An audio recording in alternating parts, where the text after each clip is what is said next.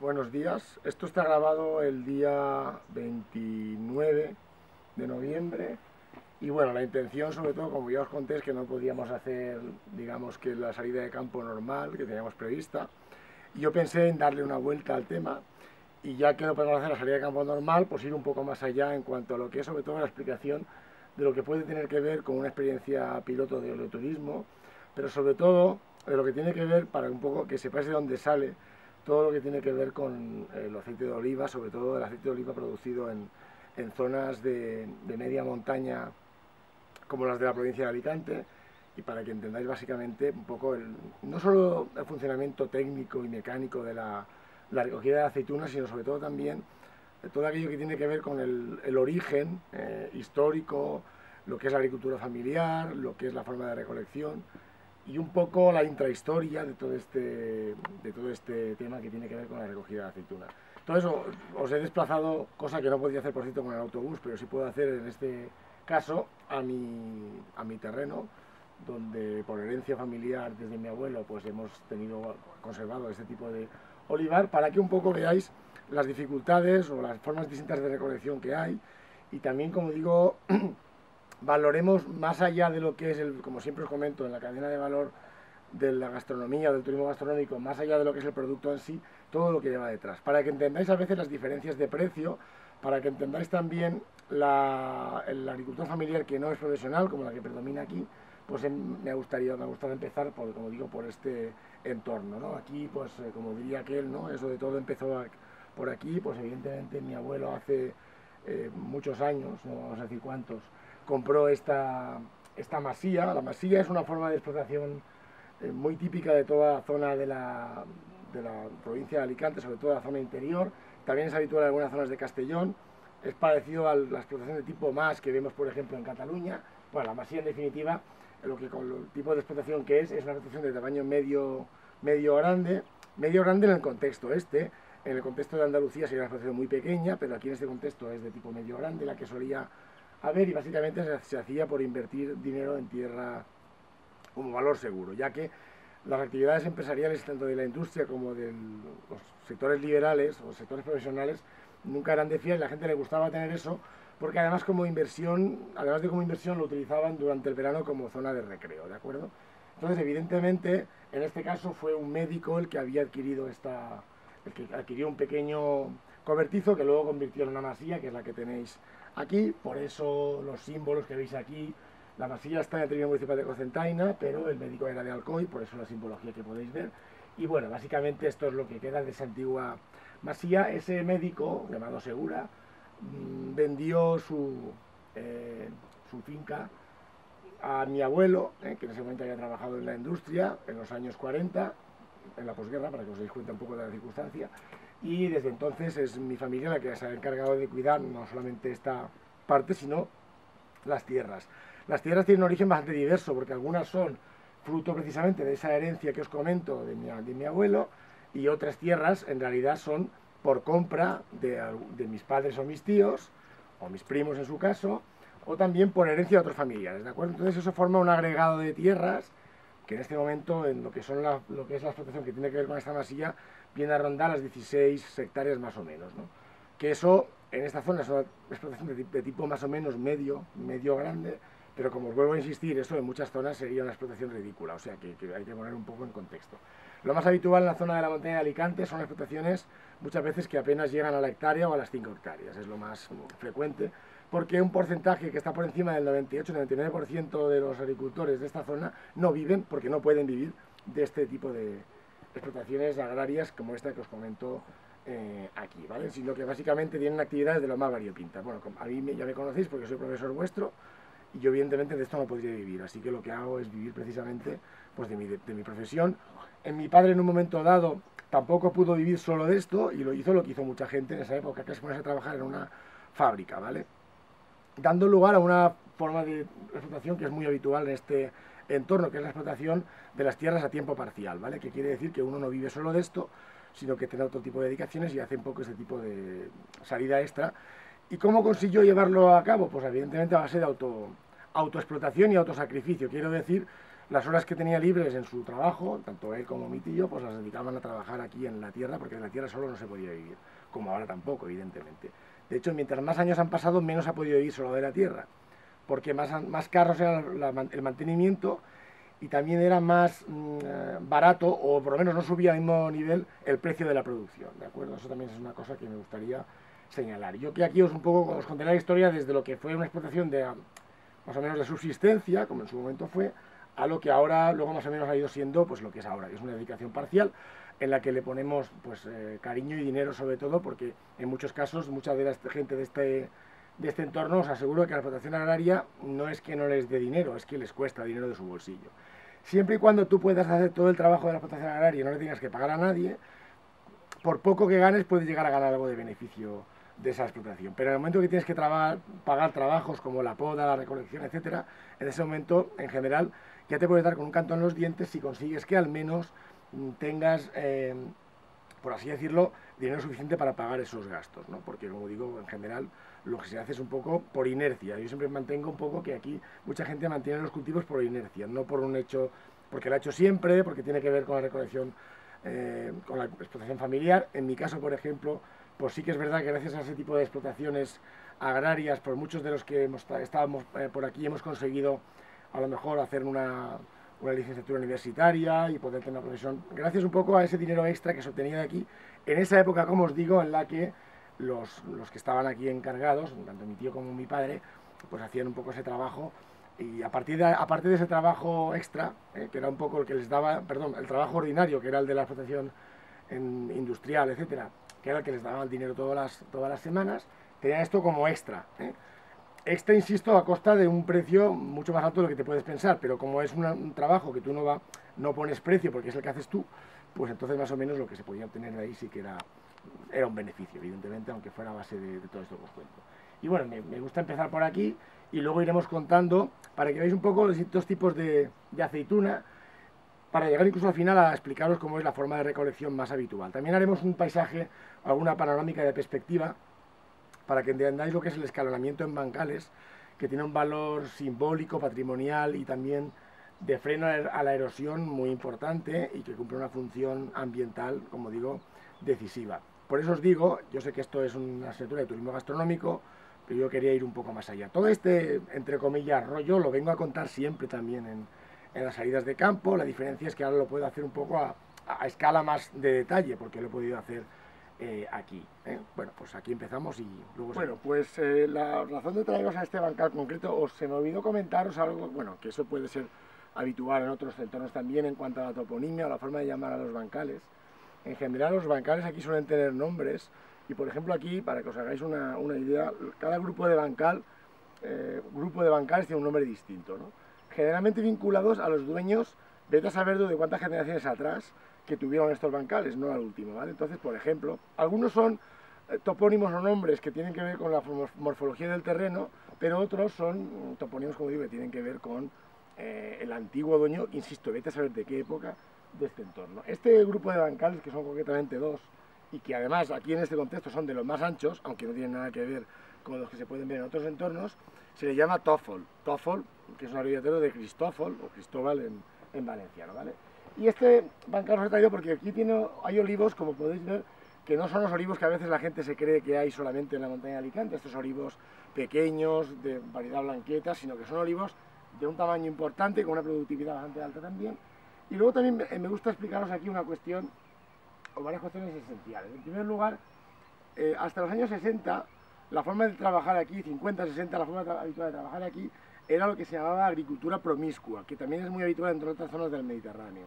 Creo que como estudiantes de gastronomía que sois, debéis saber, igual lo sabéis ya, pero si no os lo vengo a traducir, que había un concepto que se llamaba trilogía mediterránea, que era un concepto aplicado a tres cultivos básicos en todo el entorno mediterráneo, por supuesto en el secano, que eran la viña, el cereal y el olivo. Como siempre digo, pues eso, vino, pan y aceite, que son los tres productos, digamos, esenciales en la dieta mediterránea durante mucho tiempo.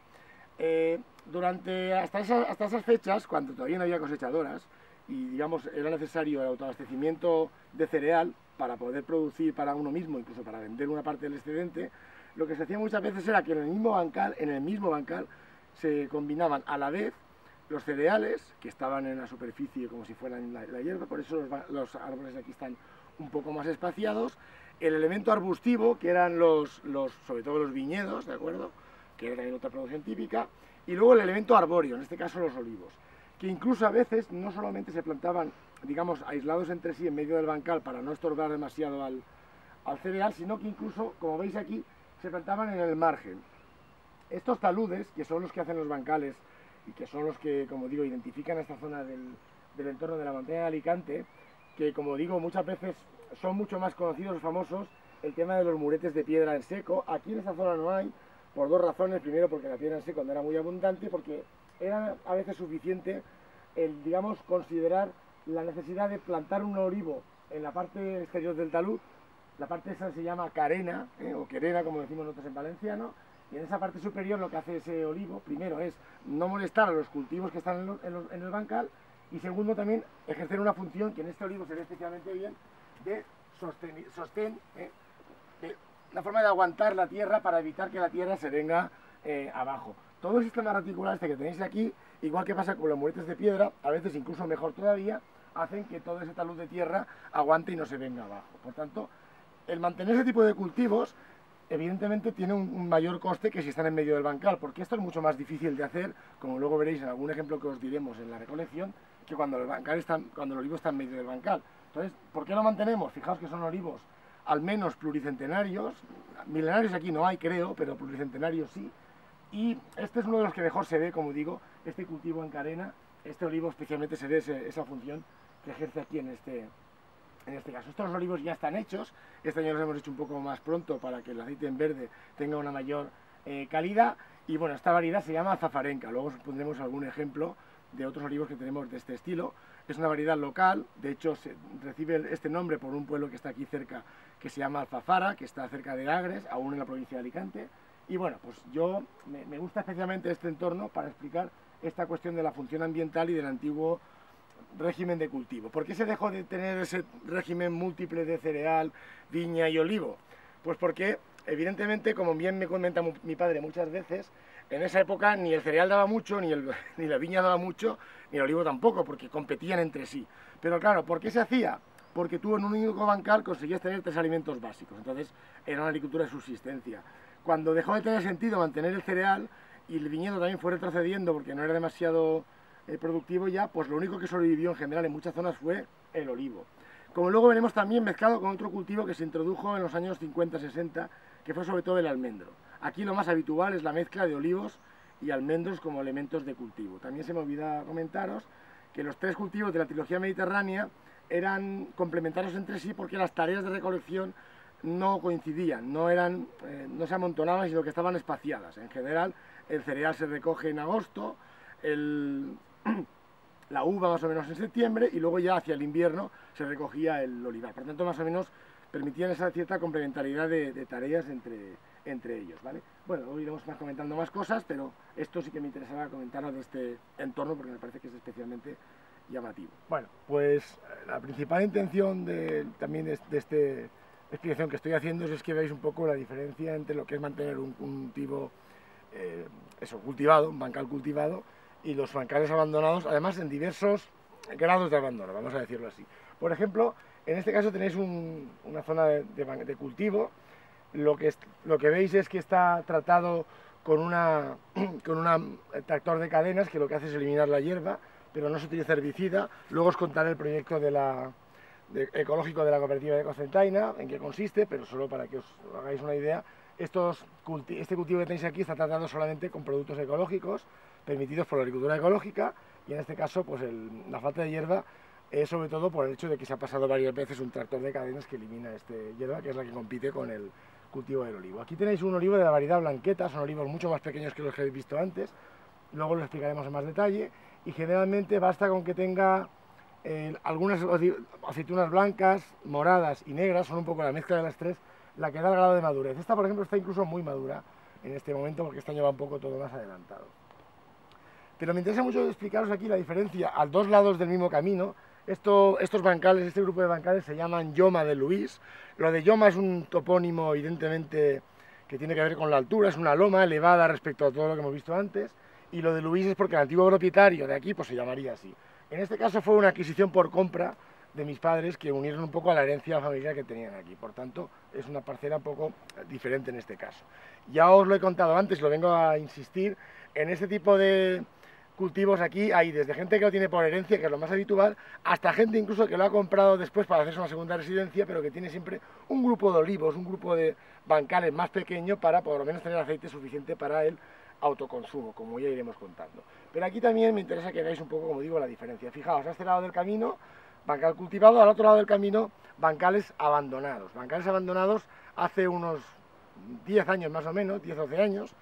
En general todavía no es una superficie forestal, es una superficie agraria abandonada. Y lo que veis aquí es como, por ejemplo, los almendros aún estamos en invierno, por eso lo veis sin hoja, pero este año incluso aún han hecho almendra. Pero son árboles que van a tender antes o después a desaparecer por falta de cultivo. Y además hay un estrato herbáceo muy importante y arbustivo que va creciendo por debajo. Esto sobre todo lo que os quiero insistir es en una cuestión. Esto mientras esté en este estadio es especialmente peligroso de cara a un posible incendio forestal, ¿de acuerdo? Porque ese estrato es el estrato que más fuego puede llegar a provocar en algún momento dado y extenderse a otros entornos próximos. De hecho, muchos fuegos forestales se inician en bancales abandonados de este estilo. Más que la sierra consolidada o que los bancales como el otro, evidentemente, un bancal como lo que he enseñado al principio, que está cultivado, es mucho más difícil que se queme porque no tiene estrato herbáceo para poder hacer esa quema. Pero este de aquí es especialmente peligroso para esa cuestión. Vais a ver luego cómo hay unas superficies abandonadas cerca de aquí, intercaladas con las cultivadas, que tienen tal grado de abandono que yo, que tengo 50 años, no los he visto cultivados nunca. Por tanto, hablamos de una superficie forestal ya 100%, aunque aún se ven restos de antiguos cultivos. En esos restos veréis como, por ejemplo, el olivo aún subsiste, porque es un árbol adaptado desde el punto de vista natural a esta zona, incluso aunque esté abandonado subsiste, pero otros cultivos, como por ejemplo el almendro o frutales, han desaparecido porque la zona forestal se los ha comido. Lo bueno de esa mezcla de paisaje forestal y paisaje agrario en cultivado, también es, aparte de la riqueza del paisaje, que es más heterogéneo, le da un poco la posibilidad de esos cortafuegos intercalados que hacen que entre una zona y otra sea más difícil que se propague el fuego. Por lo tanto, su abandono es un problema. Si el abandono de los cultivos crece es un problema. Y además también me gusta señalar el hecho, de alguna forma, de un poco de ese valor patrimonial del trabajo cultivado y, por supuesto, también el hecho de la forma de frenar la erosión que supone mantener los trabajos cultivados frente a dejarlos, como digo, en el abandono que podéis ver aquí. Recientemente han intentado sacar una ley para penalizar a todo aquel que tenga una propiedad de cultivo y que la tenga abandonada. Yo siempre he pensado que lo suyo sería darle la vuelta y quizá lo que tendrían que hacer es darle un premio al que la mantiene cultivada y no castigar al que la tiene abandonada, que no es lo mismo, porque además posiblemente el que la tiene abandonada porque no tiene más remedio. Hay que pensar que mantener esto ahora mismo no es que no sea negocio, es que es caro. Y de hecho muchas veces pues lo abandonas porque no puedes, porque te vas a trabajar fuera y no hay quien te lo pueda mantener y tú no puedes mantener esto a costa de que te lo trabaje alguien. Por tanto hay que tener un poco en cuenta ese tipo de elementos y no juzgar de manera precipitada el porqué del abandono de los cultivos en muchos casos. Esa riqueza agroforestal tiene otra virtud y es que, por ejemplo, las especies animales que viven muchas veces en los espacios agrarios abandonados, viven en los espacios agrarios abandonados, pero luego van a comer restos, pues restos de poda, alguna aceituna, alguna almendra que cae en el suelo, van a comerla donde, en la zona cultivada. Por tanto, hay una buena relación, siempre que el cultivo se mantenga en condiciones ecológicas, hay una buena relación o interacción entre lo abandonado y lo cultivado, entre lo forestal y lo cultivado. Y eso también es una cosa que, por cierto, tiene su valor indiscutible. Seguramente sería mucho más complicado que todo fuera forestal, insisto, aunque hay quien piense que lo suyo sería que todo volviera a ser, pues eso no es tan sencillo, porque hay ese momento peligroso que os he contado de la zona intermedia de cultivos, como esta que os he contado antes, que es un peligro, ¿de acuerdo? Por tanto, esto es un poco, si me permitís la opinión, lo que os quiero vender aquí, la idea del valor intrínseco del espacio cultivado en ese tipo de entornos, de un rural que, como ya comento, estamos muy cerca de Alcoy y Cocentaina, que son municipios grandes, Alcoy y Cocentaina y Muro tienen 100.000 habitantes, más o menos entre los tres, y por tanto tampoco es este el mismo entorno sociodemográfico que tiene en la zona de los pueblos de la montaña más pequeños, aunque desde el punto de vista del cultivo sí que es muy similar, y también en esa zona de los pueblos hay mucha gente que no vive allí, sino que vive en los pueblos grandes y luego solamente va allí pues en vacaciones o fines de semana. Pero es evidente que allí sí que hay más gente que vive solo de esto, pero mucha menos de lo que la gente piensa. Tampoco todo el mundo puede vivir del campo, ni siquiera en estos pequeños pueblos rurales. Comentaros también otra cuestión importante en cuanto a la razón del abandono, aunque a veces simplemente es una razón humana, que no tiene nada que ver con la capacidad física del territorio. En muchos casos sí que es verdad que lo que más tiempo hace que está abandonado es lo más inverosímil de cultivar, lo que está a más altitud, lo que tiene mayor pendiente. ¿Y qué es lo que está a más altitud y tiene mayor pendiente en este entorno? Pues generalmente los cerros o morros como este que tenemos aquí detrás, que es un cerro elevado, ocupado solo por pinos, aunque cuando uno va allí ve que también en algún momento llegó a estar cultivado, pero evidentemente yo no lo he llegado a ver cultivado ya, y ha sido prácticamente autorrepoblado por pinos, él solo, con 4 o 5 pinos es capaz de hacerse un pinar, como digo, prácticamente él solo. Y luego, en la perspectiva paisajística también se ve muchas veces como en las zonas intermedias, sobre todo en barrancos de mucha pendiente, hay este tipo de pinar que crece en zonas donde no se ha cultivado nada. ¿Esto por qué? Es porque básicamente en la arcilla margosa que hay para toda la parte de superficie de este valle es muy complicado cultivar si no a terrazas. Y por tanto, mientras más pendiente tiene, más difíciles de cultivar, generalmente lo primero en ser abandonado. Aunque a veces, como digo, por mucha actitud que tenga un terreno, si el que no puede mantener no lo puede mantener y no lo va a querer comprar nadie, pues simplemente se abandona y ya está. Hay aquí también un elemento muy significativo, igual que los olivos, también los almendros, como este que tenéis aquí, se puede apreciar su función de sostenedores, de forma de aguantar los taludes de los márgenes, y este es un caso muy especial, porque fijaos como él solo aguanta todo ese cerro. Ese almendro no da mucha almendra, desde luego, es complicado de recoger, pero está haciendo una función, no solo para mí, sino para la erosión que antes o después acaba llevando aportes líquidos y sólidos a los ríos, importantísima, por tanto está aguantando tierra y evitando pérdida de tierra. Y precisamente muchas veces se aguantan por eso, más que por su función meramente productiva, por su función de aguantar los taludes que rodean todo esto. Como os vengo a recordar, márgenes de piedra aquí en general no hay muchos, aquí predomina mucho más la forma de mantener el talud, o la zona del margen es con los cultivos en carena, tanto en almendros como en olivos, sobre todo. Dentro de lo que es el sistema, digamos, de cultivo ecológico, uno de los principales enemigos del olivar, sobre todo de la aceituna, en la época estival es la llamada mosca del olivo, porque es un insecto que introduce, digamos, sus huevos dentro de la aceituna, hace que caiga antes, y además de que hacer que caiga antes, cuando se va a recoger, si esta aceituna está, digamos, con esa parte un poco podrida que le puede llegar a meter, aunque no se llega a ver como tal, lo que puede a veces generar es que el aceite tenga una acidez más alta, por tanto tenga menor calidad y no sea aceite virgen extra, y quede simplemente como aceite virgen, aunque luego explicaremos qué es eso de los 3 tipos de aceite que hay. En cualquier caso, la forma de combatir ese tipo de plaga es con ese tipo de trampas, una forma ecológica, como digo. Ese tipo de trampas consisten simplemente en reproducir lo que sería una flor para que la mosca caiga en ellas y, digamos, atraparla sin ningún tipo de veneno que afecte a la aceituna ni al suelo. La idea es que se coge una botella, se recicla por tanto plástico, una botella usada, se rodea con cinta aislante para que el insecto sea atraída por esa cinta aislante de color amarillo, se rellena de agua más o menos hasta esta parte de aquí, y luego se hacen agujeros para que la mosca se introduzca buscando un poco el recolectar ahí en esa teórica flor algo. ¿Qué pasa cuando entra? Que después no puede salir y acaba viéndose ahogada aquí dentro. Esto, si se hace cada 2 o 3 olivos, en la zona esta más o menos con eso basta, si están más o menos juntos, pues evita que estas moscas estén afectando al fruto y a su vez es un sistema ecológico porque no introduce ningún tipo de agente externo. Además de que, por supuesto, lo que se le mete dentro de la parte del agua es un atrayente, que no es un veneno como tal, sino una especie de azúcar que hace que la mosca sea atraída para verse metida ahí dentro. Es un sistema completamente ecológico que además recicla plástico. Y el coste es muy bajo, por cierto, porque el coste prácticamente es cero. El coste es el trabajo que tienes tú de ponerte con tu familia a veces a elaborar estas trampas de forma artesanal.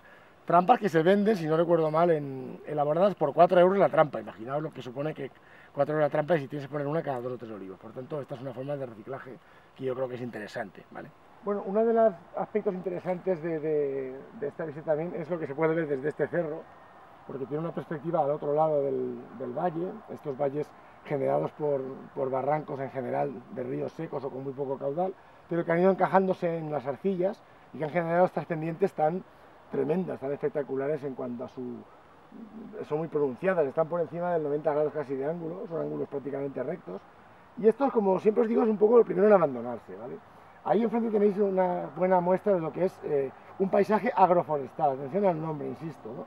Mezcla de agrario, con todos esos bancales de cultivo, la mayoría de olivar, pero también de almendro y algún que otro frutal, también, como veis, bastante primera, sobre todo segunda residencia, de autoconstrucción, heredada, más o menos antiguas, más modernas, de todo, hay un poco de todo, pero que se pueden ver ahí, todo eso es Terminal Municipal de Alcoia, y al fondo vemos la Serreta primero y luego, más hacia el fondo, el Parque Natural de la Font Roja y un trozo de Alcoi. Esta perspectiva de los bancales que veis ahí es una de las que mejor se ve a nivel general.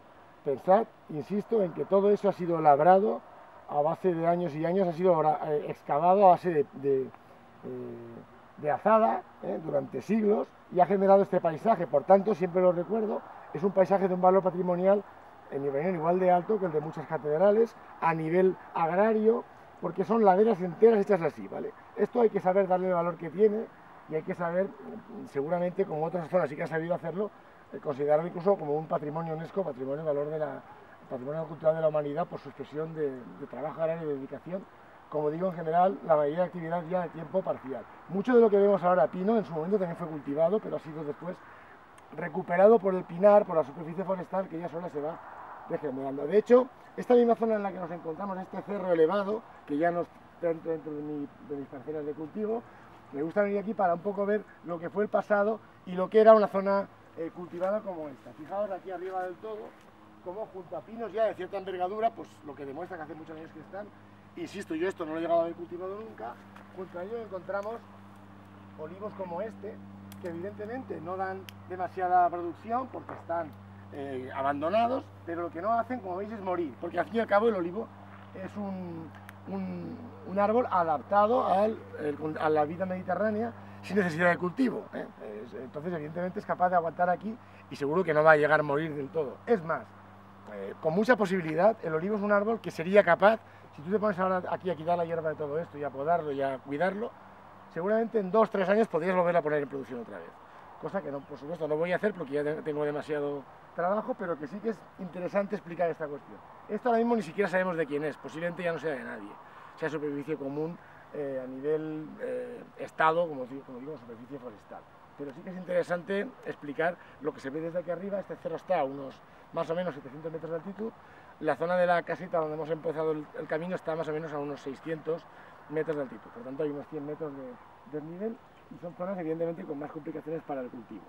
Bueno, este punto sobre todo es para explicaros alguna cosa simbólica de este conjunto de bancales que llamamos, como digo, Jaume de Luis, como zona elevada en la que estamos, para explicar una cuestión. En primer lugar, este elemento simbólico no agrario, que es una carrasca de considerable envergadura, que está aquí, sosteniendo también el margen, fijaos como otra.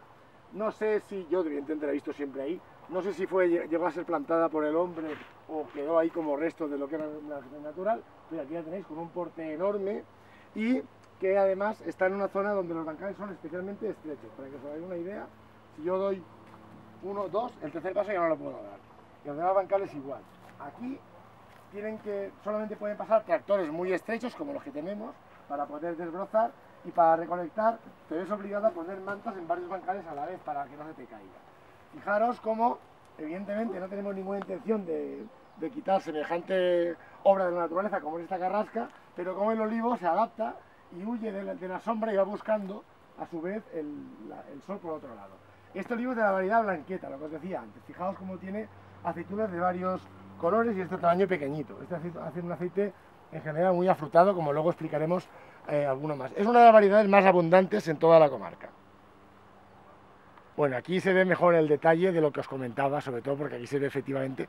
Esta aceituna es de la variedad llamada blanqueta y se nota perfectamente porque el tono del fruto no es exactamente verde ya, sino que está en tono blanco. En este caso, por ejemplo, no hay que esperar a que toda la aceituna esté negra, sino que generalmente se considera que cuando tiene 3 colores, que es el blanco que veis en la aceituna, por eso recibe ese nombre, el morado que tienen algunas de estas rotas de aquí, o el negro ya típico de una aceituna madura, así se considera que está en estado óptimo de maduración. Este aceite solamente es un aceite sobre todo muy afrutado, por hacer algunas similitudes parecido al que hace, por ejemplo, la arbequina, ¿no? es un aceite que durante muchos años se ha gastado para suavizar y mejorar otros aceites de peor calidad. Es un aceite que, eso sí, por ejemplo, es menos estable en sus cualidades que otros aceites que os contaré después, como el de manzanilla o alfafarenca, pero que, como digo, pues es un tipo de olivo y de cultivo muy adaptado a esta zona de la zona de Cocentaina, Alcoy, toda la zona del Comtat en general, está muy adaptado a ese tipo de cultivo, porque además es un olivo no demasiado becero, que produce bastante bien todos los años y por tanto eso es bastante más rentable. Aunque claro, por ejemplo, como son árboles más pequeños y la aceituna no es tan grande como en otros casos, pues aunque este año sí lo está, pues la producción que tiene como máximo es de 20 tantos kilos por olivo. En general ronda los 14-15 kilos por olivo, que evidentemente hay que juntar muchos olivos para hacer mucha producción. Este es uno de los que mejor se ve, por eso lo estamos encarando aquí. Iremos viendo algunos más. En esta finca, generalmente en cada grupo de bancales predomina un tipo de olivo. Ahora mismo en el tipo de régimen que tenemos del cultivo agroecológico, hacemos un coupage, es decir, no estamos separando variedades porque la blanqueta, la manzanilla y la alfafarenca van todas juntas como aceite ecológico, llamado, como digo, Agrocomtat, SPG, van, como digo, todas juntas y no hace falta hacer separación, y de la mezcla del coupage de toda la variedad sale un aceite, como digo, de alta calidad, porque quizá tiene las propiedades de cada una de estas variedades por separado, pero todas juntas. Este otro olivo, que generalmente, como digo, está más agrupado en otra zona y que este año hemos cogido antes, porque cae mucho más al suelo, por tanto, mientras antes lo cojas mejor para evitar la cantidad de aceituna que puede llegar a caer, aunque este año todavía no ha caído mucho, se llama manzanella. No es exactamente igual que la manzanilla en castellano, que es otra variedad típica de otras zonas. En castellano se viene a llamar también esta variedad como Villalonga, es una variedad de este entorno comarcal también, quizá la segunda en cantidad, es distinta, es un aceite, digamos, un poco menos afrutado, aunque es más estable a largo plazo, y da lugar, en este caso, la forma idónea para la recolección es que esté a dos colores, que se dice, mezclado entre verde y negro. Esta aceituna sí que se llega a poner toda negra, pero si te esperas a que se ponga toda negra y vienen 4 humedades y 2 vientos, pues te encuentras con que más de la mitad puede acabar en el suelo. Así que, como si acaba en el suelo, la que se coge del suelo no se puede mezclar nunca con la de arriba, sino que se tiene que coger por separado, porque el aceite que produce es mucho peor en calidad. Esto antes, en otras épocas, sí que se cogía todo mezclado. Eso hace ya muchos años que no se hace, porque se sabe que si mezclas suelo con vuelo, la de arriba se llama vuelo y la de abajo, perdón, suelo, si mezclas, en ese tipo de mezcla que haces, al final resulta que el aceite que obtienes es de peor calidad. Entonces, lo idóneo es coger toda de arriba la que puedas, mientras antes mejor, y si al final de la recolección, cuando ya estamos casi en enero, queda aceituna en el suelo de la que no has podido coger, esa se coge toda aparte, se coge con unos rodillos y se pone aparte, se muele aparte. ¿Para qué? Para hacer aceite de oliva, pero no virgen ni virgen extra, sino un aceite de oliva que generalmente se vende como lampante porque da más acidez, es de peor calidad. Ese aceite de oliva lampante, la cooperativa no lo envasa, sino que lo vende a envasadoras, como todas esas marcas que veis por ahí que luego dicen que tienen aceite virgen, y lo que hacen es esos aceites, evidentemente, refinarlos por procedimientos químicos y dan lugar a aceites refinados, a los que luego tienen que incorporar aceite de oliva virgen o virgen extra para dotarles de algo de sabor, ya que a la vez que le quitan las impurezas, también le quitan todo el sabor. Entonces, como digo, ahora mismo, este aceite lampante que se produce de cogera del suelo a la de poca calidad, pues la cooperativa lo que hace es venderlo a las envasadoras para que hagan con ellas lo que quieran, y eso también se liquida al socio, evidentemente a un precio más bajo. Ese tipo de cubas se venden a un precio más bajo. La tendencia, es lo que tenemos que hacer nosotros sobre todo, es vender cada vez aceite más bueno, porque en cantidad y en calidad mala o media no podemos competir con lo que son grandes campiñas andaluzas, por ejemplo, en las que se hacen muchísimos kilos, muchas veces muchas del suelo también, y que tiene un tipo de calidad inferior, pero como digo, es mucho más fácil de recolectar que todo esto, que tiene un coste de recolección altísimo. Luego hablaremos de eso, el coste de recolección de cada tipo de entorno, que es muy, muy variado. Bueno, pues esta otra variedad se denomina alfafarenca, algunos la llaman alfafara, y como digo, debe su nombre a un pueblo que está aquí al lado, cerca, en la zona al lado de Agres, en la comarca del Comtat, haciendo frontera con el límite administrativo de Valencia, pero aún en la provincia de Alicante. Y es una variedad a la que yo tengo especial cariño. Durante muchos años esta variedad se hizo mezclada con la manzanilla porque era la tercera en producción y no solía valer la pena venderla, digamos, o molerla por separado, pero desde hace algunos años es un aceite muy apreciado porque es un aceite especialmente estable, con un valor organoléptico muy alto, con una calidad, como digo, que perdura más en el tiempo que otras. Además es un árbol que, aunque sea a veces quizá más de cero, es decir, es menos estable en producción, es capaz de hacer muchos más kilos por olivo, y luego tiene la hoja mucho más dulce a la hora de poder recoger. Luego explicaremos las formas de recolección, tanto las antiguas como las que somos ahora más modernas, que son modernas aquí, pero que en otras zonas no lo son tanto. Como digo, esta variedad, estos olivos en general, este no tanto, pero sí otros que veremos después, son mucho más grandes y sí que pueden llegar a hacer algunos hasta entre 50 e incluso 100 kilos por árbol, y son de tamaño mucho, o de porte mucho mayor. La forma idónea de recolección es entre verde y negra, esta se llega a poner negra del todo. Este también lo estamos cogiendo este año mucho antes, pero en otras épocas es una aceituna que se cogía incluso entre diciembre y enero, se recogía mucho más tarde, porque madura más tarde que las demás. Aunque como todo, estamos dándonos cuenta ahora, mientras antes lo recoges, digamos que mejor calidad te da el aceite. Luego hablaremos también de eso, de los rendimientos y la calidad.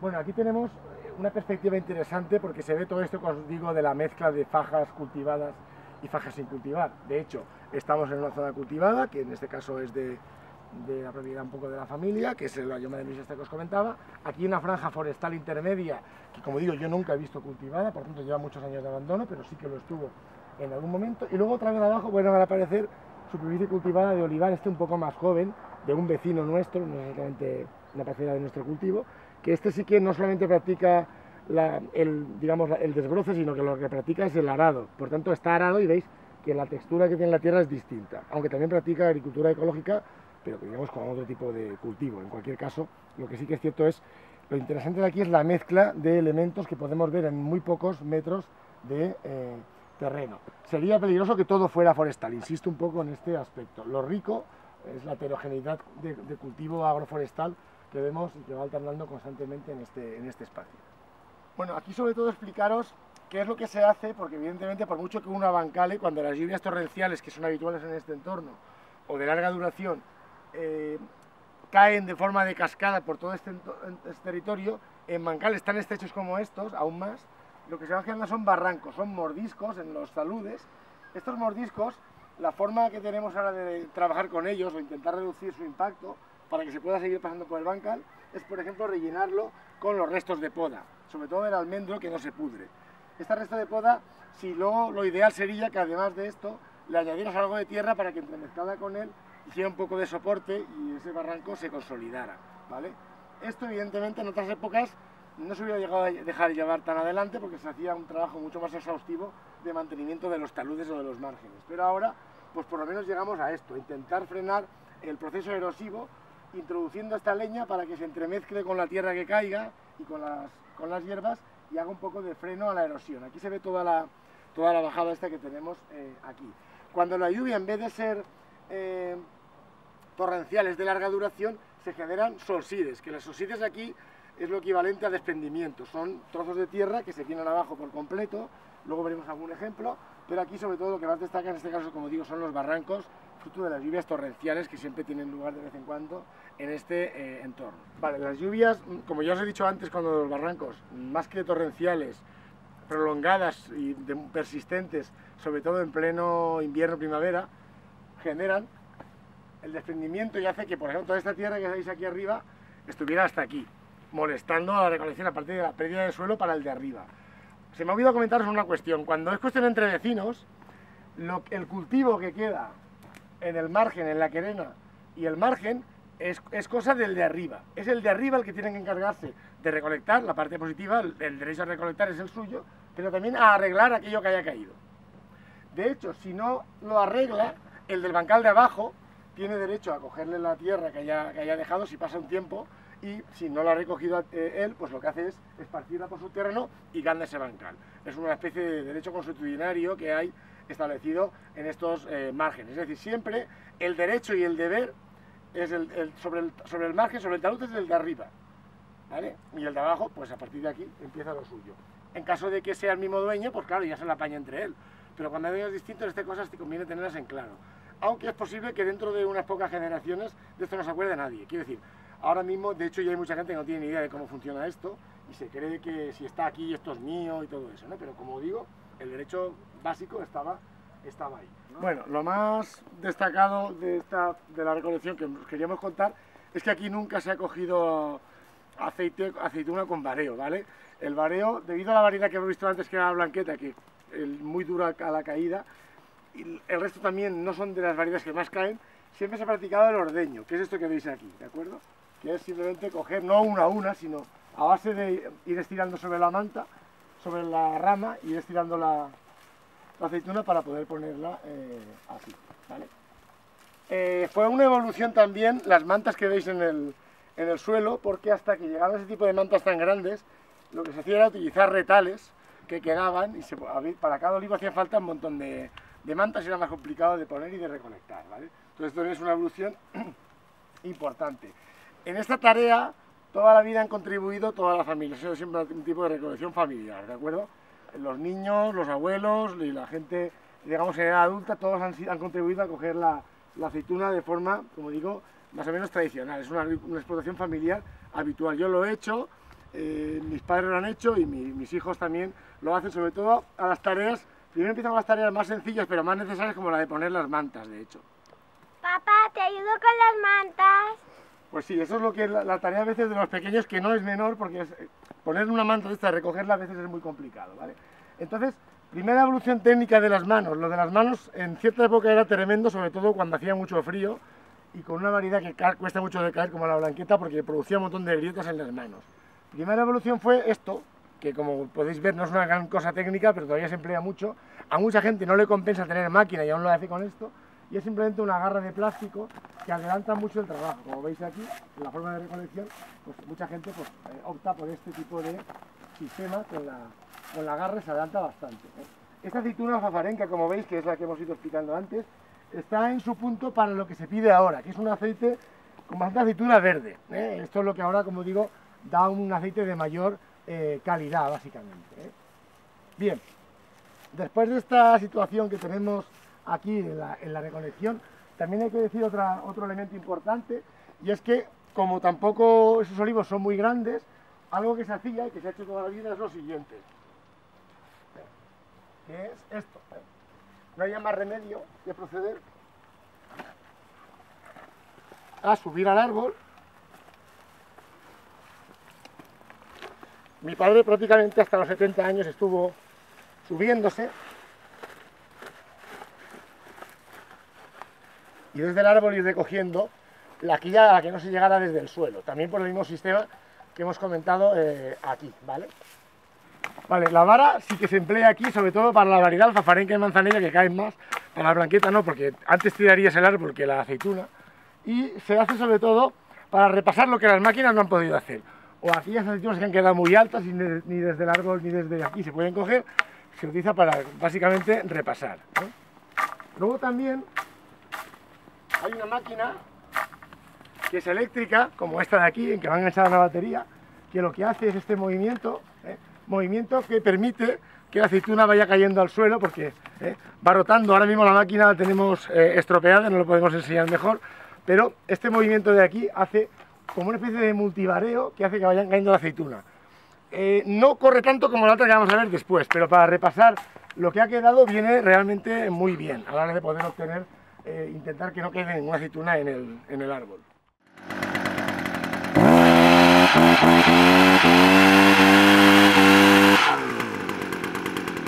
Estas vibradoras que van al cuerpo y que son un poco duras de aguantar muchas horas, son realmente el adelanto mayor para hacer aceituna de todas las variedades. Aunque, como digo, siempre suele quedar algo para repasar con lo otro que hemos comentado, varas, la variadora eléctrica o las manos, ¿vale?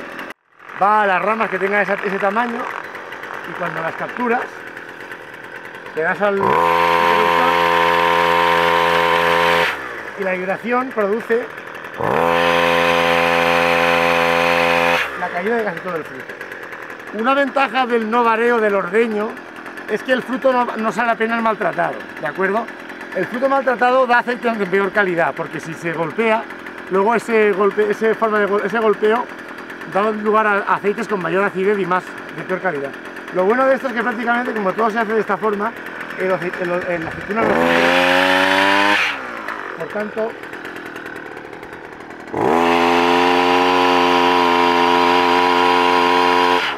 esto es lo más cercano que hay en este entorno a los paraguas que todos veis en vuestras televisiones cuando salen a Andalucía, que rodean todo el árbol con la manta, como la que hemos puesto, y con el tractor le dan una liberación completa a todo el olivo, ¿eh? Claro, eso aquí no se puede hacer porque, como habéis visto antes, los bancales la mayoría son muy estrechos, no cabrían los paraguas, y los olivos también, digamos, no están adaptados a esa forma de recolección.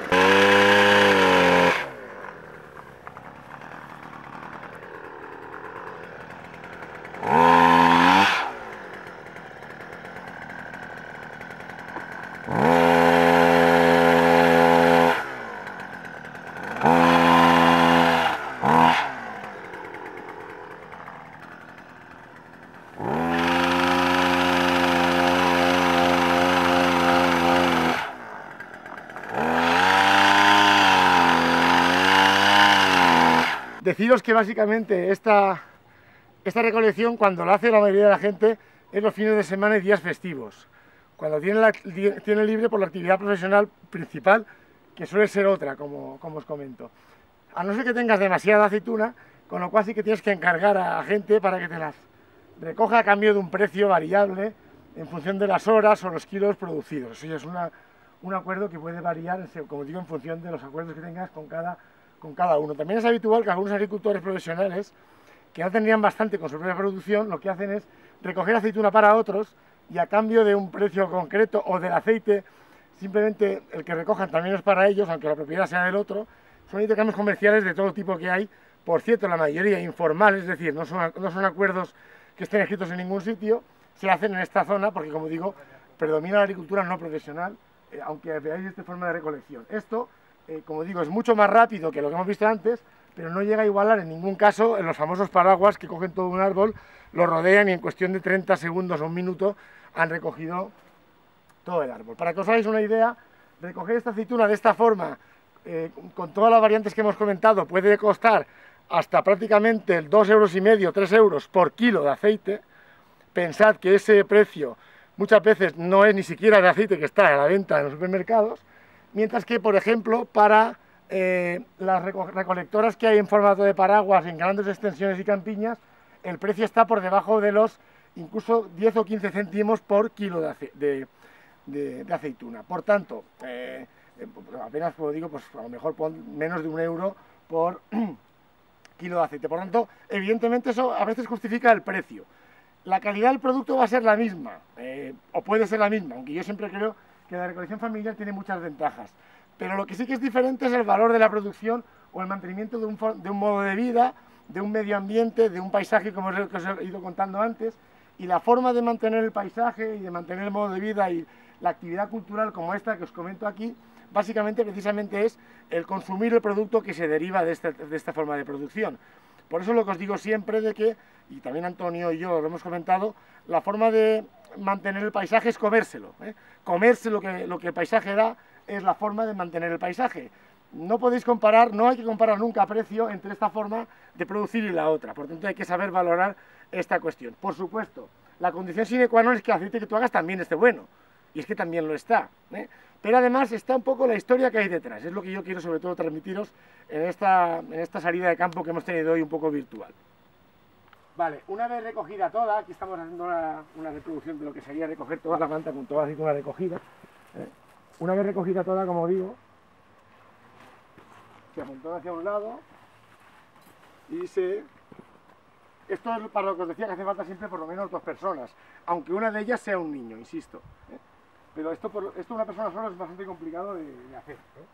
La recolección, hacerla a lo mejor sí, pero recoger la manta y ponerla, una persona sola, sobre todo recogerla, es más difícil, ¿vale? Se amontona toda la aceituna en un único punto, y toda esa aceituna, que aquí es menos de la que, como veis, estabais viendo, pero bueno, esa aceituna alfafarenca, la que hemos comentado, se deja en las cajas, se mete aquí en el remolque, y cuando se tiene la cosecha del día, lo que ha sido cogiendo ese día, todas las cajas, sacos o el remolque incluso lleno, en algún caso también se puede utilizar el remolque para envasarla a granel, pero en ese caso tienes que tener el remolque matriculado para el coche. De hecho, aquí luego lo vais a ver, aunque yo utilizo la furgoneta C15 antigua y lo cargo en cajas o sacos, es muy habitual que la gente tenga remolques, porque así tienes coche y tu coche te sirve para tu uso habitual, que casi nunca será agrario, menos unas pocas veces al año, pero ese remolque te sirve para envasarla a granel y luego llevarla a la cooperativa, a la almazara, para que la muela. Fijaos en el tamaño, estoy encantado.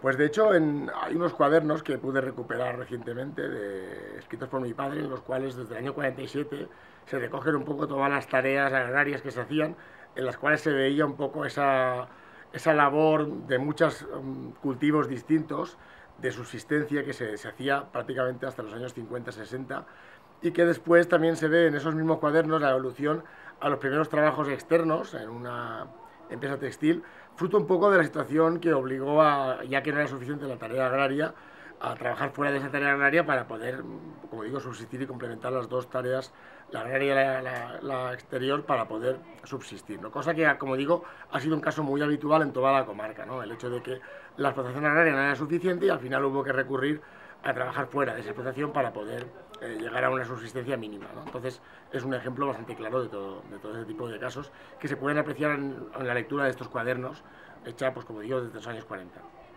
Evidentemente, después del proceso de descarga que hemos visto, la aceituna pasa a una fase de limpiado, que lo que hace es que simplemente por el viento, después de la primera fase de que se ha quedado algo de la leña con hojas en la parte superior, lo que hay en la siguiente fase, lo que vemos es que hay un soplado que hace que la hoja se vaya al fondo. Esa hoja, por cierto, después se le da a un pastor para alimentar ovejas, porque es un alimento codiciado para eso, y después, evidentemente, una vez ha pasado esto, lo que ya se queda la aceituna limpia es lo que se pesa ya. La aceituna se pesa ya sin hojas, ¿vale? Y es digamos, el volumen limpio, ¿no? Evidentemente, este proceso, que puede parecer secundario, yo que tengo ya una edad, lo he visto hacer cada uno en su casa. Es decir, antes cada productor en su casa, cuando se hacía de noche y ya no se podía seguir trabajando en el campo, en un garbillo se hacía la limpieza, digamos, manual de todo esto, con un garbillo en el que pasaba la aceituna y debajo se quedaba la hoja. Era un proceso que era engorroso, sobre todo porque ya estaba uno cansado de todo el día y encima se sumaba este proceso al final. Uno de los grandes adelantos, aunque parezca tan simple, de todas estas almazaras, que eso ya hoy por hoy casi todo el mundo lo tiene, es precisamente ¿no? Estas sopladoras que separan una cosa de la otra. Después, que hemos visto, pues de ahí va la balanza. En la balanza ya se ve un poco el peso que se marca fuera, se dan el vale, y cada uno de los recibos, cada socio tiene un nombre, y además cada recibo tiene un número concreto.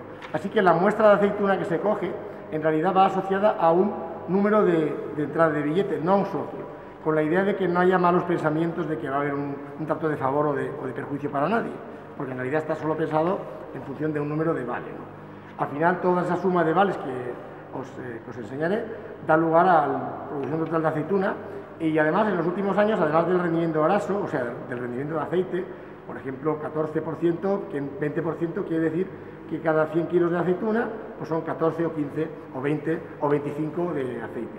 Evidentemente, mientras más tarda uno en recoger, más porcentaje da. Es decir, cuando uno coge la aceituna ya muy madura, puede dar rendimientos incluso superiores al 25 o al 30%. Pero, en el fondo, lo que sucede es que ya desde septiembre la aceituna tiene todo el aceite. Lo único que va pasando a partir de ahí es que, conforme va madurando, va perdiendo agua y se le va quedando el aceite. Está claro que la gente todavía tiene muchas veces la manía de esperar lo más tarde posible para que le dé más cantidad de aceite a la misma cantidad, su aceituna, a su cosecha. Eso a veces es un error, porque muchas veces lo que conseguimos es que parte de la aceituna caiga al suelo, con lo cual esa aceituna ya no sirve porque tiene que recogerse aparte y que no tiene la misma calidad, y luego, incluso aunque esté en el árbol, la aceituna demasiado madura no da más aceite, el aceite que da no es tan bueno como el que da cuando está más verde, ¿no? Y luego, además, hay otro factor favorable, que es que, como creo que hemos comentado en otras ocasiones, pues a veces esa aceituna, digamos, tiene la ventaja de que si la coges pronto y el árbol descansa, pues el año siguiente puede ser más productivo, porque se ve más pronto libre de esa carga que es la cosecha. Una vez recogida la muestra y está pesado ya, esa aceituna pasa al conjunto de depósitos, separada ya por variedad, si es agroecológica, si es manzanilla, si es alzafarenca, si es blanqueta, va separada ya a cada uno de los depósitos y de ahí se procesará a cada uno de los aceites. Si en el caso de que hubiera una partida para una persona que lo hubiera pedido con más de 500 kilos, pues también iría aparte para molerse para esa persona que ha pedido sus 500 kilos. Este año también hemos procedido a hacer otra variedad, que es la del aceite integral, que quiere decir aceite sin filtrar. Esto no tiene ni más ni menos calidad que el otro, pero hay gente a la que lo considera más natural cuando lo ve un poco turbio el aceite, entre comillas, como toda la vida. Este aceite turbio, en principio, es igual de bueno que el otro, y de hecho, cuando pasan 2 o 3 meses, esa turbidez se va perdiendo y se va depositando en el fondo. La única pega de ese aceite, a lo mejor, cara a una larga conservación, es que, por ejemplo, puede darse el caso de que si permanece en contacto con esa pequeña turbidez muchas semanas, al final se le pueden pegar olores y sabores de esa turbidez, que no quiere decir que tenga nada desde el punto de vista sanitario, pero sí que puede perder calidad. Por tanto, todo aquel que consuma aceite integral de este tipo sin filtrar, lo mejor es que lo consuma lo antes posible, o que en su caso lo deje depositar tranquilamente para que vaya yéndose a fondo todo este pozo que estamos comentando aquí. Bueno, la almazara está también abancalada, está escalonada, de tal forma que estas fases permiten una elaboración paulatina de cada una de las partes sin necesidad de ningún tipo de bombeo. Después de la trituración de la aceituna, pasa aquí a unas máquinas centrífugas que lo que hacen es toda esa mezcla de hueso, carne, aceite, todo eso mezclado. Lo que hace aquí la máquina centrífuga es que por simple regla de densidad el aceite queda por encima y los residuos, véase, como digo, hueso, agua, la pulpa no desechable, queda abajo. Entonces el aceite, como digo, que queda en la parte de arriba, es lo que pasa al siguiente fase, como vamos a ver ahora, y lo que a partir de ahí es un aceite ya óptimo para ser consumido. Luego lo único que faltará hacerle, en caso de querer hacerlo, es un filtrado físico, simplemente para que las pocas impurezas que puedan quedar queden limpias. Son impurezas, por supuesto, que mecánicas, no tienen ningún tipo de aditivo, es un proceso puramente físico. El aceite de oliva virgen, sea virgen o virgen extra, se hace aquí simplemente con un proceso mecánico, que tiene más aditivos. Por supuesto, más o menos, por hacernos una idea, luego os pasaré alguna línea de rendimientos. Por ejemplo, aquí está el vale que indica los kilos pesados y el propietario de todo esto, y más o menos la variedad, en este caso es ecológica, que es la que hemos traído nosotros. En general, más o menos, por cada kilo de aceituna sale un 20% de aceite, más o menos, es la media, aunque eso es muy variable en función de la época del año, de la variedad de aceituna, de cada año, que es distinto. Luego podemos comentar alguna cosa al respecto. Desgraciadamente la cámara no permite olfatear, porque el olor que hace aquí ya no es el de aceituna que aquí arriba, sino que aquí huele a aceite directamente desde el producto obtenido, ¿vale?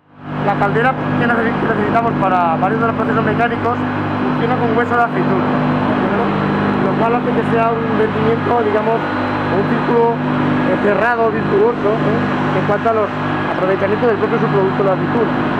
Es mucho más económico que el gas natural y que cualquier otro tipo de elemento que se utilice para mover la caldera. También en el tejado de la cooperativa de la Almazara hay una instalación de placas eléctricas fotovoltaicas que están conectadas a la luz y que vienen a generar unos 30.000 euros al año de beneficio. Por lo que más o menos parte del consumo eléctrico de estos 3 meses de campaña son pagados por ese, digamos, entrada de luz eléctrica de las fotovoltaicas que instalamos hace unos cuantos años. Eso va un poco también en virtud del proceso ecológico de la transformación de la aceituna. Son decantadores. Aquí la principal misión que tenía esto ya me decía antes, más entraba todo el aceite por la primera depósito y por decantación iba pasando de un depósito a otro, de tal forma que al final el primer depósito es el que tenía más pozo al final, y el último, digamos que por simple proceso de decantación, tenía el aceite más filtrado y más limpio, ¿vale? Ahora esto en general se emplea también para guardar pequeñas partidas que pide cada uno, como el que lleva aceite para su propia campaña, de sus propias aceitunas quiero decir, o por ejemplo para también variedades minoritarias, pero que hacen aceite de mucha calidad, con lo cual se aparta esa aceituna aparte y se mueve aparte también, como la que estaba haciendo ahora, que era una picual, y se pasa aparte también para darle un poco, como digo, un sello distintivo, se separan este tipo de depósitos. Por lo tanto, ahora tiene un poco esta transmisión de almacenar aceite de partidas pequeñas. Ahora vamos a ver depósitos mucho más grandes, que son los de la masa de la gente que viene a Almazara, pero aquí hay como pequeños partidos de cada una de las secciones, ¿vale? Bueno, pues estamos en la sección de la bodega, lo que es la bodega, muy parecida a bodegas como las que hay también cuando se hace vino. Son bodegas de acero, perdón, depósitos de acero inoxidable, la mayoría de ellos de 30.000 kilos, algunos un poco más pequeños, pero estos son la mayoría de 30.000 kilos. Y bueno, todos estos depósitos pues tienen una capacidad de almacenamiento muy importante, sobre todo fruto de que cuando se hizo esta almazara, que viene a hacer ya seguramente más de 20 años, si no recuerdo mal, el proceso de producción que había en la comarca hacía que un 80-90% de la producción de aceite de la zona se hiciera en las almazaras de las cooperativas, ¿vale? Sobre todo en esta de Cocentaina, también en el segundo grado de Socama, en Muro, y también en dos más pequeñas que habían en Beniarrés y en Gallares. Una cooperativa es una entidad sin ánimo de lucro, pero que está tremendamente controlada por la administración, por lo cual en una cooperativa todo lo que se hace se declara y todo automáticamente va a parar a Hacienda y todo el mundo sabe lo que has hecho, lo que has dejado de hacer. Sean 2 kilos, 3 kilos o 2.000 o 5.000 kilos de aceite, ¿vale? Todo tiene que pasar por un registro, evidentemente, y acaba siendo declarado. Hay que decir una cuestión fiscal que me gusta contar porque a veces la gente no la acaba de entender, y es que, por ejemplo, aunque un 98% de la gente de esta zona no tiene el olivar, ni siquiera el campo tampoco, como, digamos, dedicación principal a la agricultura, el hecho es que así todo, como declaran esta aceituna, aunque sea para consumo propio, mucha gente lo que hace es tener para autoconsumo, retirar una poquita para que necesita para casa, o para vender o regalar a familias y allegados. En este caso, como digo, eso era un poco lo que se hace, y ese autoconsumo, el problema que tiene es que está fiscalizado también, y cuando uno hace la declaración de renta, de ese autoconsumo ya te han quitado, de esa fiscalidad te han quitado, si no recuerdo mal, un 2%. Eso no es lo grave es que al tener esta actividad y otra externa es una pensión de jubilación o cualquier otro tipo de empleo, lo que sea, estás obligado a hacer declaración de renta, aunque no llegues al mínimo. Esa conjunción de elementos hace que, por ejemplo, alguien que tenga unos 700 euros de pensión, que es muy habitual aquí en la agricultura de jubilados, y a su vez tenga una producción de aceitunas escasa, al declararla y tener que hacer las dos, como de la pensión de jubilación o del trabajo más o menos poco remunerado, no había retención fiscal. Cuando viene todo esto, lo que sucede es que al hacer las dos declaraciones, de golpe, está obligado a pagar esa retención fiscal por todo el conjunto. Entonces, la culpa la tiene el campo, aunque por el campo casi no pague. No sé si me explico. Y al cabo, cada uno de los socios es dueño también de la cooperativa. Por tanto, eso dificulta un poco a veces el tema de la gestión económica y social, y sociopolítica casi, de una cooperativa. Esto en parte ha ido explicando en la progresiva disminución de estas almazaras cooperativas, ganando un poco terreno a las almazaras privadas que cada vez han proliferado más. Se da la circunstancia curiosa de que cada vez hay menos aceite y cada vez hay más almazaras. Por tanto, de alguna forma el pescado se reparte entre menos todavía y por tanto, evidentemente, el dinero generado por cada una siempre es menor. Eso hace que seguramente dentro de unos años al final pues, quedarán solo las más fuertes y no sabemos si serán las almazaras o las almazaras privadas o según qué tipo de cooperativas puedan subsistir. Pues otra tarea que justificaba a las cooperativas agrarias en otra época y que las ha hecho caer un poco de menos últimamente es el hecho de las subvenciones agrarias que se cobraban por tener olivar, ya que estas subvenciones en otra época prácticamente alcanzaban a todo tipo de productor, desde los más pequeños, y estas eran tramitadas por las cooperativas. Y además, digamos que a todo el mundo le interesaba declarar que hacía aceitunas, porque esta forma de hacer las cosas hacía que tuviera derecho a cobrar la subvención. Así que, digamos, compensaba la fiscalidad que pudiera tener todo ese tipo de explotaciones con el hecho de cobrar la subvención, como digo, todo ese tipo de explotaciones que había. ¿Qué han hecho últimamente las cooperativas? Por ejemplo, esta, la de Cocentaina. Pues parte de las cosas que hacían las almazaras privadas, admitir a hacerlas. Por ejemplo, lo de hacer aceite de tus propias aceitunas.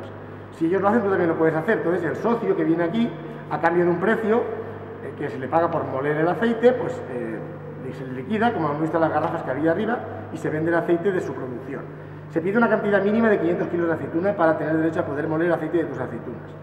Tú lo encargas y al día siguiente, a los 2 días, vienes y te dan el aceite. Aceite que está de tus aceitunas, que está sin filtrar, tampoco pasa nada, simplemente es una depuración física, como digo, alguna partícula, pero no tiene más importancia, pero la gente está más contenta porque tiene el orgullo de que es aceite de sus aceitunas, ¿vale? Entonces esto hace algunos años la almazara no lo hacía y a la cooperativa ahora ha decidido hacerlo porque sabe que es una cosa en la que puede competir. De la misma forma también se ha optado por ejemplo, producciones más de calidad, de aceites más depurados, sobre todo, por ejemplo, este año hemos abierto más pronto que nunca, el 15 de octubre, aceites en verde. Cuando se hace la entrada de la aceituna, el controlador que está viendo la descarga, ver si está muy verde, y si está muy verde, separarla aparte, catalogarla con un número concreto en el albarán, y de esa forma hacerla pasar para que se produzca aceite de más calidad, que se envasa en botella, que es un virgen extra además premium, que evidentemente tiene una mayor calidad, monovarietal. En este caso aquí se hacen 5 monovarietales que luego veremos, que son, digamos que las 3 clásicas de la zona, como son la blanqueta, la manzanilla y la alfafarenca, pero también 2 que tienen mucho prestigio fuera de aquí, como son la picual y la arbequina, porque también hay gente que tiene picual y arbequina. Bueno, pues entonces se vende ese monovarietal en botella a mayor precio y bueno, es evidentemente una forma de intentar cualificar el mercado. Luego, por supuesto, también se pensó hace 4 o 5 años en la creación de lo que llamamos la agrupación agroecológica dentro de la cooperativa, en la cual 20 o 30 socios nos hemos apuntado, entre ellos nosotros, los primos que os contaba el otro día en el reportaje al pie de campo. Y bueno, la idea fundamental de esta forma de producción básicamente es que tú haces todo en ecológico, o sea, todo el cultivo con las exigencias de lo ecológico, pero no lo declaras como tal. ¿Por qué no lo declaras como tal? Porque declararlo como ecológico tiene un coste muy elevado para el pequeño productor, que es aquí el que predomina, y porque además, desde el punto de vista práctico, es muy complicado en las parcelas de cultivo que visteis el otro día. Por ejemplo, si tu vecino no es ecológico y tú sí, pues en teoría los olivos que están en contacto con el vecino no podrían ser ecológicos y los de al lado sí. Con lo cual, al final, se reduciría mucho tu capacidad de declararte como ecológico oficial.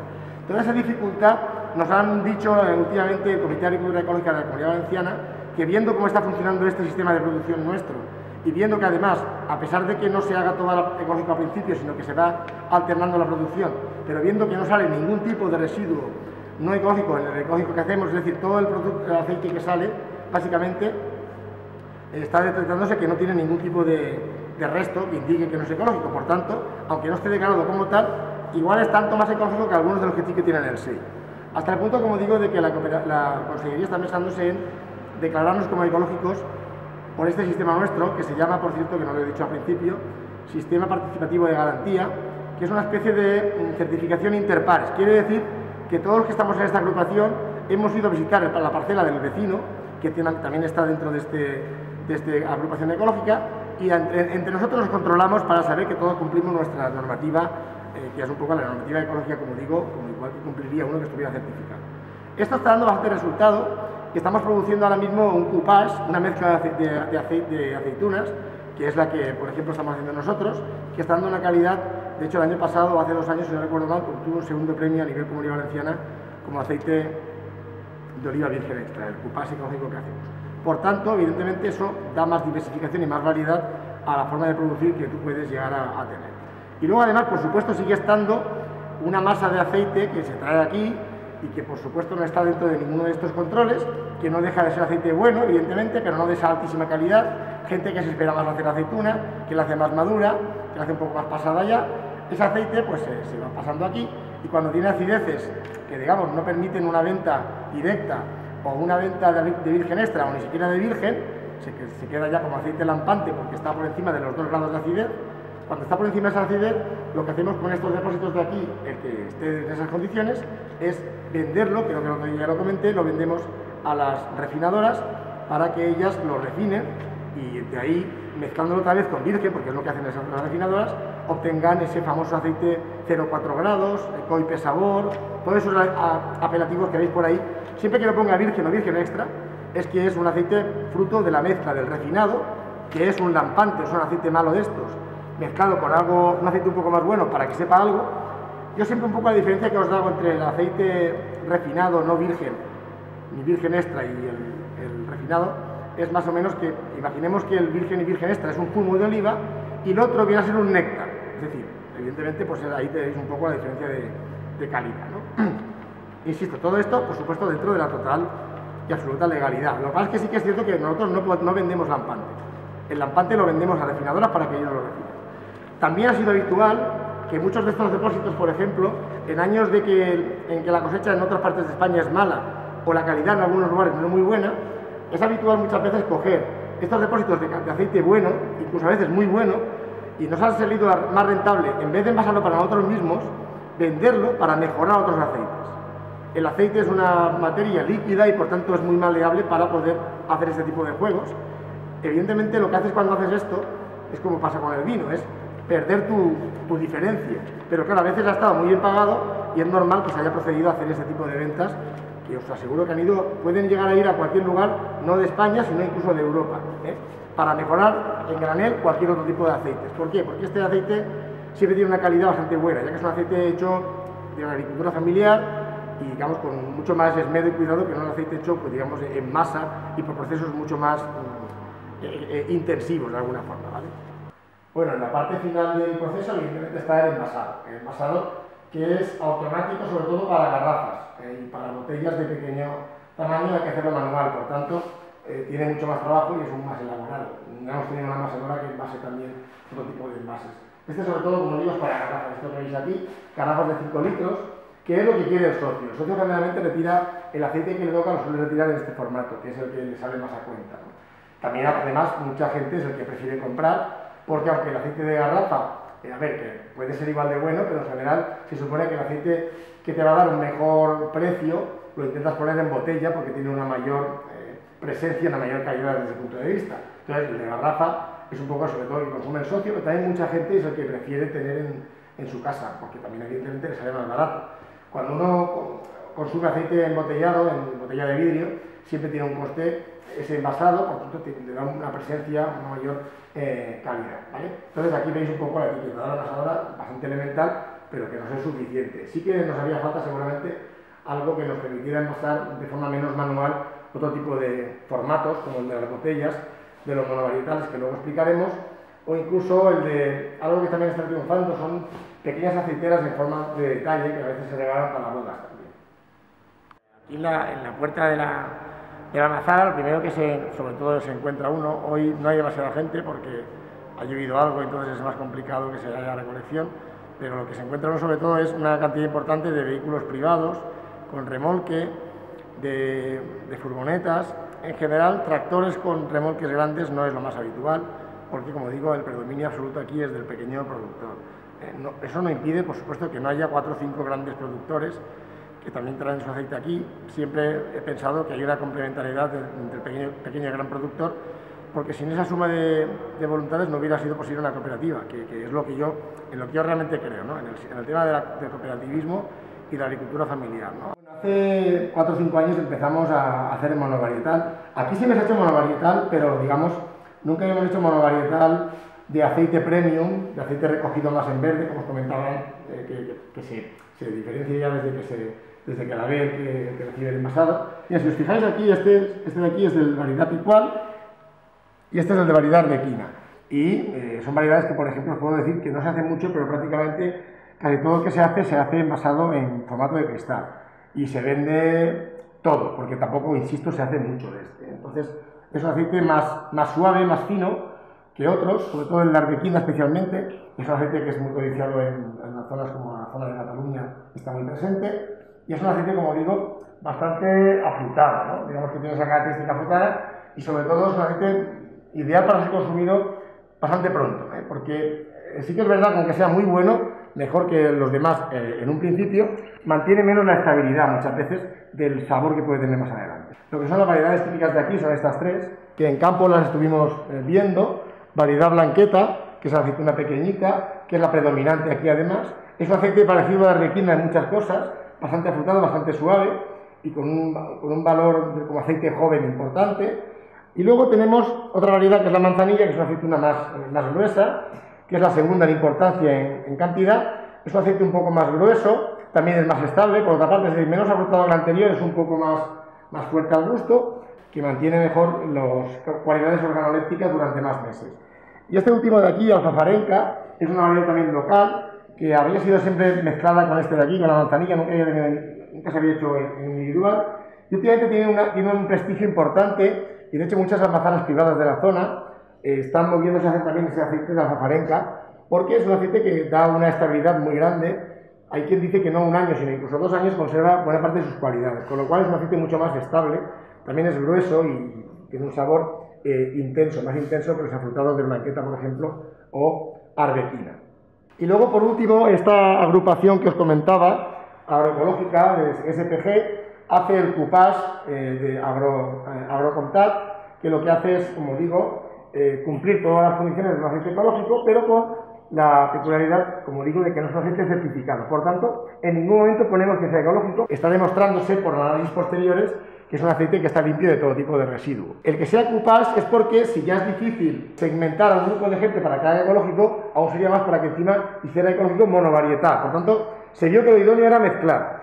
Nos hemos encontrado con que al mezclar no ya el aceite, sino la aceituna, porque se mezcla en campo, da lugar a que quizá la combinación de todas las aceitunas que se vean aquí aporte todo lo que tienen de positivo cada una de ellas y da lugar a una mezcla muy interesante en sabor y en cualidades que, como digo, además de ser ecológico, lo hace muy bueno en sabor. De hecho, este año, ahora mismo es el segundo aceite mejor valorado de todos los que estamos produciendo, hasta el punto de que obtuvo hace 2 años el premio al mejor aceite ecológico de la Comunidad Valenciana, mientras que aquí tenemos, aunque como digo no está certificado como tal, mientras que aquí tenemos el de arbequina, que también, si no recuerdo mal, el año pasado tuvo un premio como aceite monovarietal, ¿vale? Evidentemente, esto de los premios hay que presentarse, hay que demostrar cumplir un mínimo de kilos, es decir, no puedes optar a que te den un premio si has hecho muy pocos kilos, porque eso no tiene mérito, tiene que ser que sea una producción importante, pero bueno, la verdad es que al fin y al cabo son sellos de calidad que siempre el cliente va buscando y no te deja de interesar. Pero es evidente también que es un poco ridículo utilizar estos para hacer guisos pudiendo utilizar los de garrafa, que son excelentes también, pero que tienen un precio más bajo y por tanto pierdes menos la calidad de todo esto de aquí. El socio no tiene derecho como tal a retirar estos aceites. Lo único que le compensan es liquidar, puede comprar las botellas a precio de mayorista. Y se les puede quedar para él o luego venderlas si quiere. Pero no puede retirar el aceite envasado en cristal. El aceite que retira el socio, todo él lo retira envasado en plástico. Y según, como digo, lo que le toca en función de los kilos que ha traído y los rendimientos que ha producido en cada una de las pesadas que hemos visto antes. Bueno, pues vengo aquí a finalizar esta grabación, este vídeo, esta pequeña documental que hemos hecho con la idea de que más o menos donde hemos estado ya antes, pues volvamos a acabar, ¿no? Después de estar en Almazara, después de haber visto el proceso desde el Cambancala al final, lo que es la producción del aceite envasado, pues quería acabar más o menos, como digo, donde empecé ya en algún momento, que es mostrándoos este olivo, que es como esa figura mítica de Atlas sosteniendo la tierra sobre sus hombros, para explicaros cómo estos olivos centenarios, no milenarios, pero sí centenarios, sostienen sobre sus hombros este tipo de bancales. Y bueno, pues sobre todo también que tengamos en cuenta que este vídeo nació con la pretensión sobre todo de sustituir una salida de campo de clase normal, pero se ha acabado convirtiendo en un documental. Tanto Noelia como yo creemos que se puede adaptar a un espacio de divulgación del aceite de oliva y de la cultura del aceite y del olivar familiar, la agricultura familiar en esta zona de la montaña de Alicante, la zona que hay entre Alcoyá, Contat, alguna parte de las Marinas también, que tiene un poco este tipo de difusión y este tipo de paisaje típico. Y bueno, pues sobre todo quería despedir este vídeo para que, sobre todo espero que os haya gustado y bueno, sin más, esperando poder hacer alguna que otra filmación más, porque la verdad es que es muy agradable compartir esta experiencia de cultivo con vosotros.